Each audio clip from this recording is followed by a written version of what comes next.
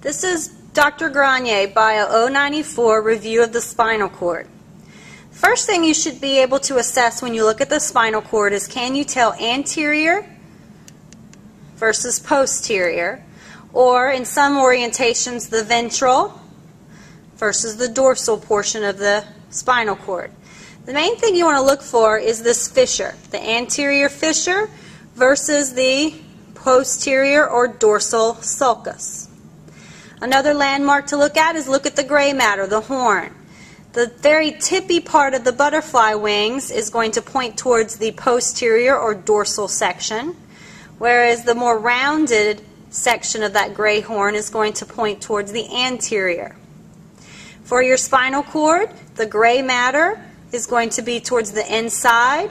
Your white myelinated axons that are running longitudinally or vertically are going to be towards the lateral, the posterior, and the anterior regions.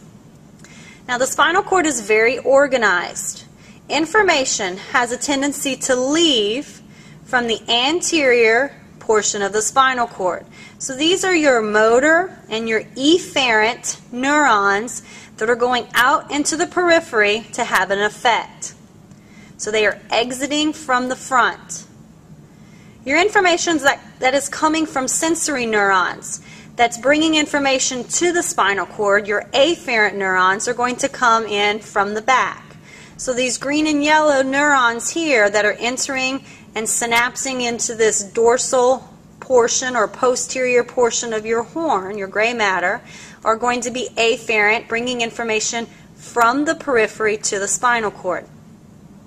Now, these neurons that are bringing the afferent, bringing information in, many of them, their cell bodies are going to kind of congregate and hang out in this little area right here. And because they're kind of a gaggle, they are called the dorsal root ganglia, a gaggle of cell bodies, or the posterior root ganglia. Again, a gaggle of the cell bodies.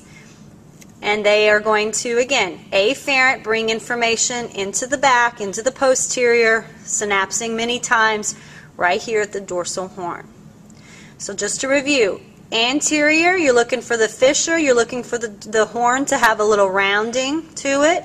Posterior, you're looking for that sulcus, and you're looking for those butterfly tips.